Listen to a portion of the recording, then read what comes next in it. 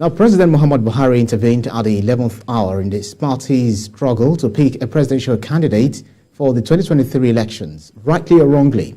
At a meeting with the Progressive Governors Forum at the Aso Presidential Villa, Abuja, President Buhari told them that he is soliciting their reciprocity and support in picking his successor, who would fly the flag of the All Progressives Congress in the 2023 election.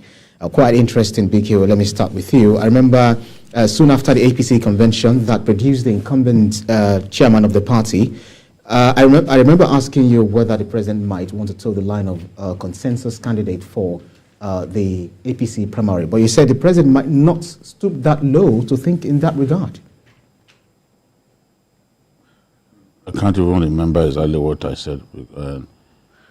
All I've always said was that it does not make any sense at this stage to be thinking of consensus.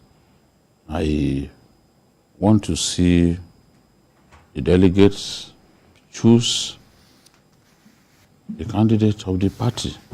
I don't want to see the president and a few powerful people in the party decide for everyone. Because at the end of the day, when you are talking about consensus, as we saw at Eagle Square the other day, consensus does not mean unanimity. It doesn't. Consensus does not mean unanimity. The fact that somebody has been thrown up as consensus candidate does not mean that everyone is happy to have him as the candidate of the party. In fact, in most cases, you leave people extremely displeased. We saw people crying like a baby on the podium the other day because their hopes were dashed. Years and months of hard work were dashed by the fact that a few people just chose to decide for everyone. And they will call that democracy. It's not democracy. It's not consistent with democracy for just a few people to decide for everyone. These guys have bought the expression of interest and nomination form, the party for the presidential. For the position of president. So let them contest. Let them slug it out. Why is anybody afraid of a contest, a flat-out contest? That's what I want to see. And we saw it at the PDP convention. It was a success, a huge success that has now thrown the ball straight into the court of the APC. In sports, we will say that right now, the greater pressure is on the APC because they now have to match what the PDP has done. The PDP has chosen their own standard bearer. The APC must match it by choosing their own, and they must choose their own without any form of rancor. At least on the at the MQ Abiola Stadium, we didn't see evidence of rancor. Wike may leave the place and start talking about a governor who won with only 300 votes. I mean, even one vote still amounts to victory. You know, that was clearly a dig at Tambua. But we didn't see any form of rancor at the venue of the convention. That's what we want to see. But if we try to force someone on everyone, and that person is not popular, you are going to bring down the party. The party will collapse on your head. Politicians must learn from history. Look at Rawlings. Rawlings ruled Ghana for a combination of 19 years, both as a military ruler and as a civilian ruler. Rawlings, charismatic, popular, a proper Ghanaian hero. And so he felt that it was up to him to choose his successor. What did we see? His vice president of many years, Atta Mills, was the person that he wanted to succeed him. But the Ghanaians said, no, you are our hero, we love you so much, but you are not going to decide for us. You are not going to bring your own, you are not going to decide who your successor is all by yourself. And what did they do? They rejected Jerry Rawlings' candidate by a whopping 15%. And I can tell you a lot of those issues that made the Ghanaians to take that decision, they are present today. So APC must do what is right. Act sensibly. If you choose anyone who is not popular because that is the person that you like and not the person that the majority likes, Atiku would defeat your candidate resoundingly. He is capable of doing that. He has the capacity to do that. He can be defeated if you find the right candidate, the right running mate. He can be defeated. But if we choose someone who is not strong enough, out of sentiment or anything, he will earn an unassailable victory. Let people remember that I dropped that piece of warning for the APC today. We are historians, and we don't forget things easily. But the politician is very forgetful. He's thinking of his goal. He's thinking of himself. So he has no time to do a tie back. Think about what happened in the past. And that is why they make a lot of mistakes. So it's our job to lay the cards on the table to them and tell them, look, there's no better time than to do what is right. And what is right is to let the people choose their leader. It's not for the president to determine who succeeds him. He doesn't have the power. The power to determine who succeeds the president resides in the ordinary voter. All right, Kolaole Johnson. Well, there was a time the president granted an interview to journalists, and he said that if he mentioned the person that he might be supporting, the person might be killed.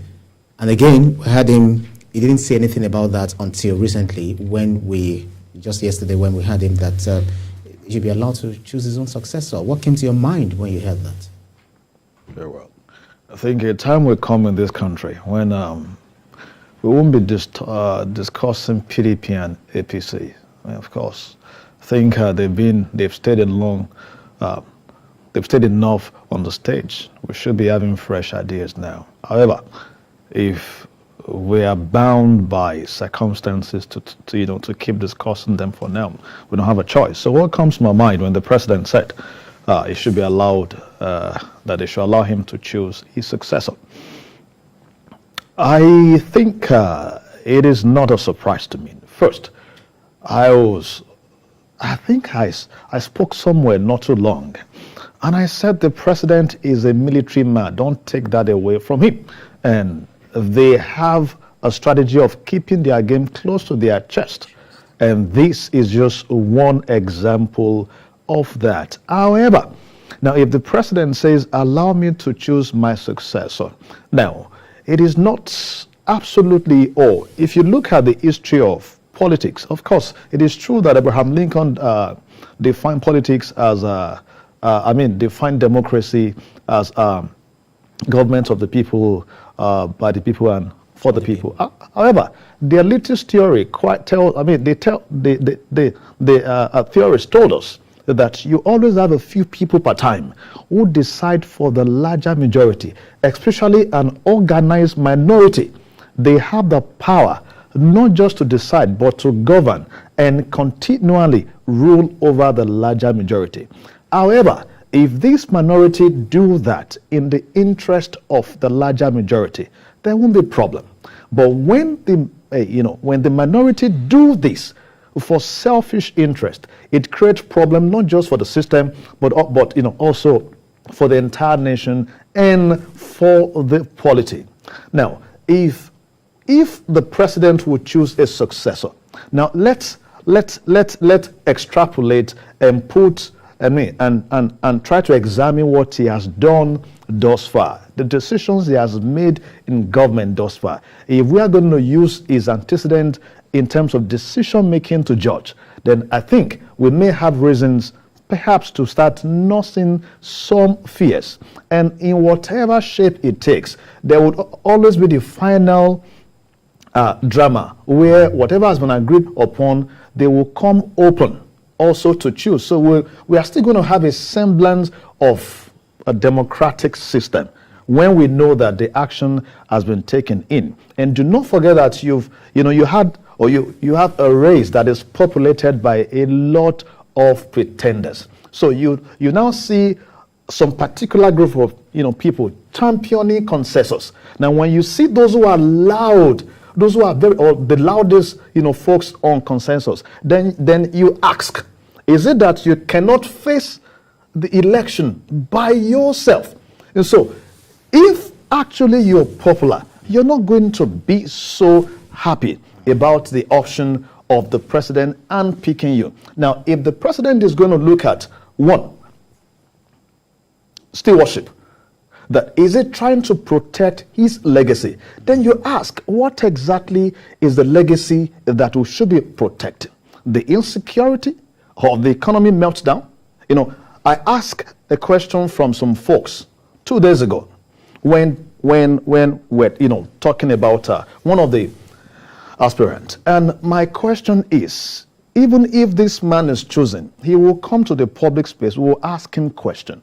I remember the VP 2019 when during the election debate, questions were being asked on the economy and the running of the government. The VP said that the president does not know, meaning he was the one that know. So meaning that he was in charge of the economy. So we're going to ask questions from whoever emerges at the end of the day. So if you're looking at the fact that the president wants somebody who can carry on with his legacy, so we should start asking the legacy. If campaigns were made on three tripod, the economy, anti-corruption, and security. On these three, of course, on these three strands, you can see that the government has not succeeded at all. So if he's also looking at some certain agenda that I think we have mentioned over time, some are saying right now that what the APC is trying to do is to look for a weaker, candidate for the party who would move, from the south, who will go against the former Vice President Atiku in PDP. Unfortunately, you can't take anything away from politicians. We knew, from time that some games were ongoing underneath. So if whatever you want to postulate in this, we must be very careful not to can I say not to create a system that people will be building on. Let me tell you the danger of this. That you may never have a time in this country so soon when candidates will emerge in a democratic process. So since it's been instituted up, it will go down. The president will keep choosing the successor. The governor will keep choosing a successor. Of course, we wouldn't have a democratic system or a democratic space so soon again in the country. Well thought out. Bikio.